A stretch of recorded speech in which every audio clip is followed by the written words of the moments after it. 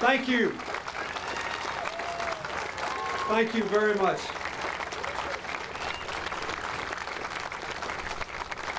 Thank you. Thank you very much, Mr. Vice President, Governor Dayton, Governor Carlson, Senator Klobuchar, Senator Franken, Dr. Johnson, Senator Cohen,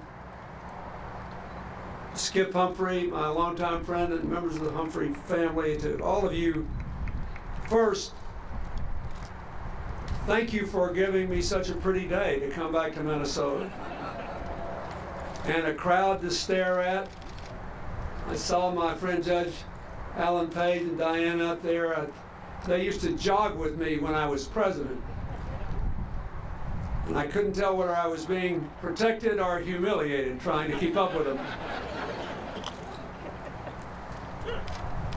I want to thank Fritz Mondale for many things, for being my friend for a long time, for being a fabulous ambassador to Japan. And I want to thank him for teaching me how to laugh in tough times. You may remember that 1980 was not such a hot year to be a Democrat.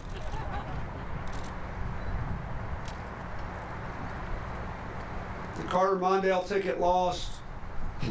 I became the youngest former governor in American history. It was not a great year.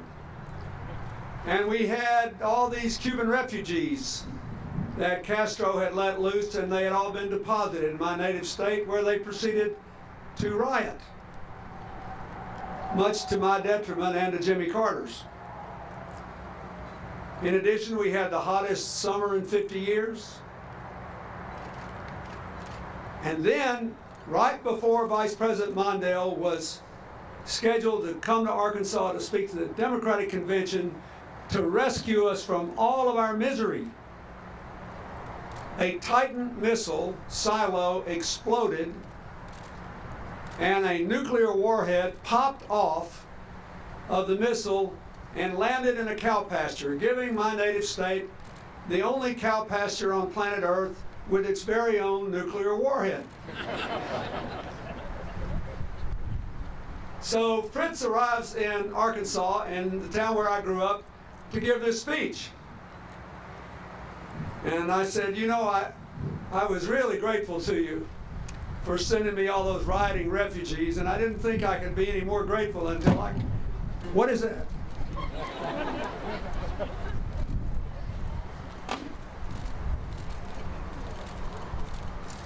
I once saw a state senator of mine get hit by the American flag. And he said, you know, I risked my life for that flag in World War II. I don't think I should be killed by it. Anyway, so Mondale arrives in the midst of all this tension. And I'm sitting there with him in a suite at the old Arlington Hotel. And he picks up the phone and calls the Secretary of Defense. We knew he was toast. We knew I was toast. We knew we were all marking time. And Fritz Mondale, in the midst of all that misery, said to Harold Brown, the Secretary of Defense, he said, Harold, I did ask you to get the people's minds off the Cuban refugee crisis, but I think this nuclear warhead was not what I had in mind.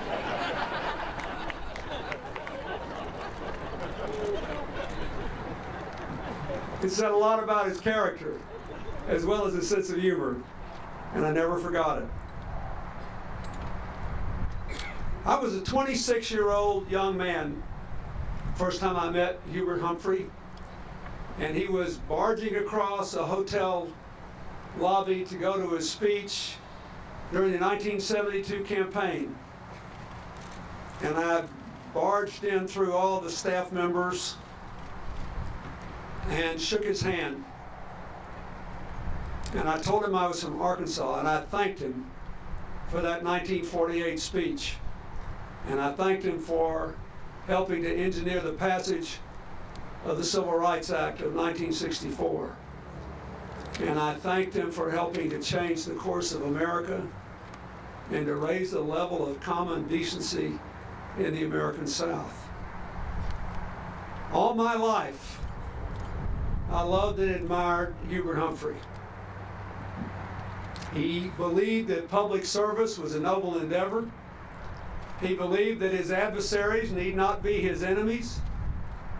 He believed that with a happy heart and an open ear and an honest dialogue, a lot of conflicts could be resolved. And he lived his life to do it. When Al Franken said what Hubert Humphrey would be doing on some of these contentious political issues in Washington, I found no quarrel with it. But I think there is another set of issues which would concern him greatly. Hubert Humphrey believed that our founding fathers were serious when they pledged their lives, their fortunes, their sacred honor to form a more perfect union.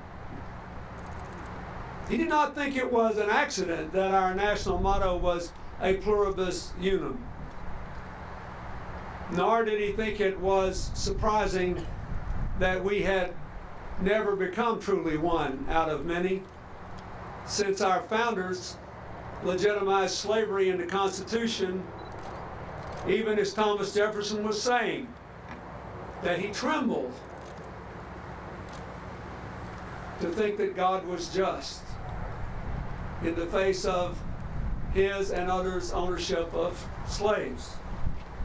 In other words, he believed that the lifetime work of every American was to do what was possible and at hand to form a more perfect union. And now, in spite of all the economic difficulties of the moment,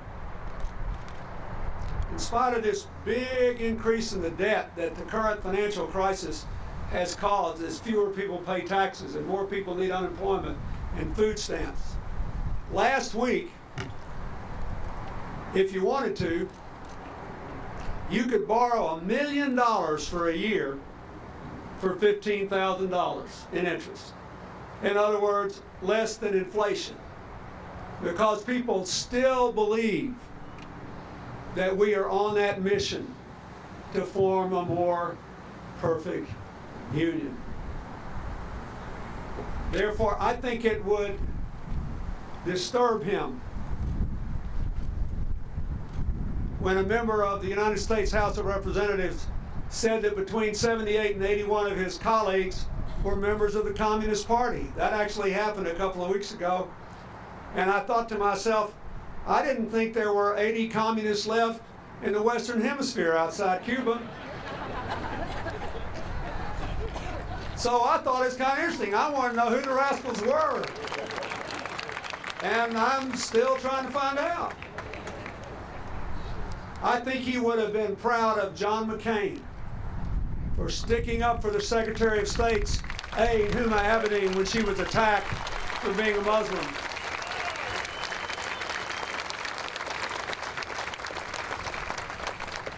I think all these attempts to restrict the franchise by imposing new requirements on voting would bother him.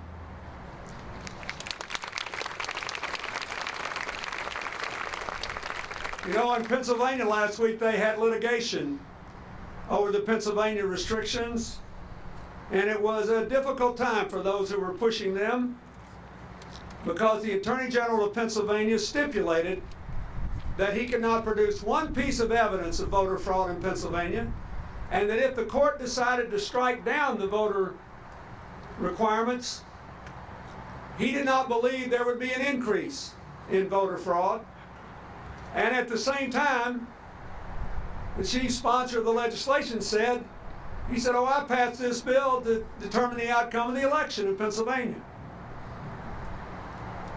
In Texas, where the lawsuit over their restrictions is being heard in Washington because of a past history of discrimination, when it was pointed out that poor Hispanic voters who live in rural areas and have low incomes would have to travel an average of 100 miles and spend $22 to become legally registered voters under these new requirements, the Attorney General said, heck, it's Texas. We're a big state. People, they're getting used to driving a long way. We're not talking about J.R. Ewing, folks. We're talking about minimum wage workers a long way from home for whom $22 is still a lot of money. What I want to say is, because of what Hubert Humphrey did, with all the problems we've got, we are well positioned for the 21st century economically for things that aren't directly related to economics. Your country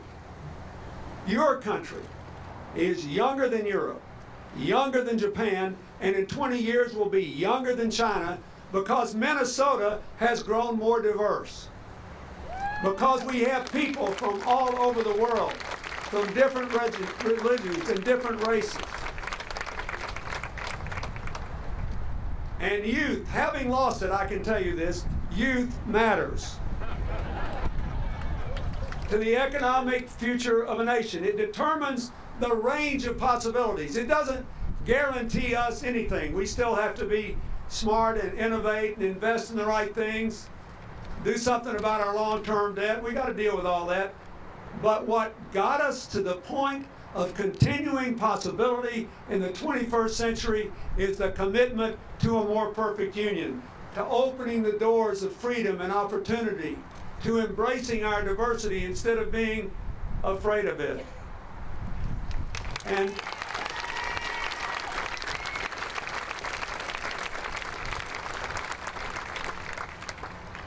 I always loved the Humphrey quote from late in his life, that the moral test of government is how it treats those in the dawn of life, those in the twilight of life, those in the shadows of life. But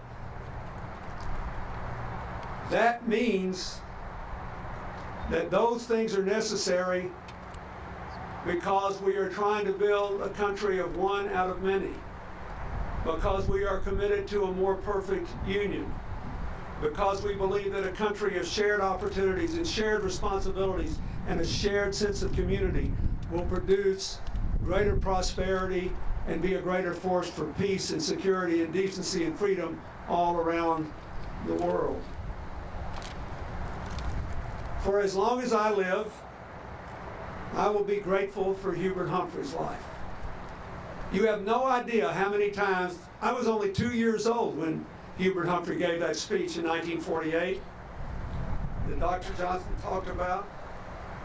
You have no idea how many times I watched a tape of that speech when I was a boy growing up in Arkansas, because I knew that that led directly to the passage of the Civil Rights Act, to the passage of the Voting Rights Act, to the passage of the Open Housing Act, and eventually to the election of Barack Obama as President of the United States. And I knew that it made possible for Keith Ellison to go to Congress. I knew that it made possible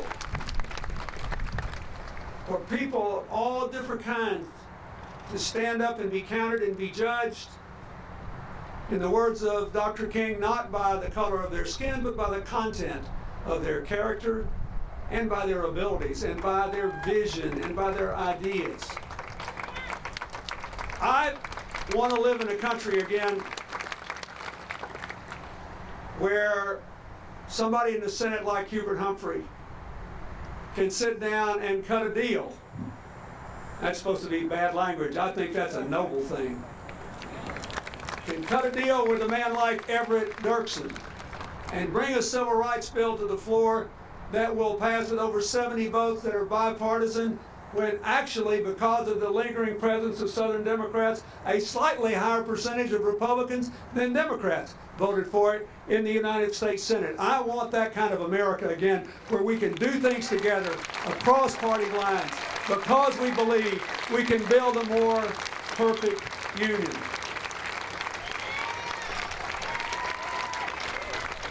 And if it comes again, you remember what Senator Klobuchar said. It will not come from people who look like they spent all morning sucking lemons. It will not come from people who say the sky is falling. It will come from happy warriors. It will come from people who believe in the possibilities that lurk inside all of us. It will come from people that understand that every one of us, every single day, wakes up in the morning with a soul in the scales. And there's a few weights on the dark side and a few weights on the light side. And we have to decide every day of our lives whether the scales will tip light or dark, hope or fear, unity or division. Hubert Humphrey had a lot of things happen to him that could have weighed down the wrong side of those scales. He made a deliberate decision every day of his life to tilt the scales in the right direction. And so must we. Thank you very much.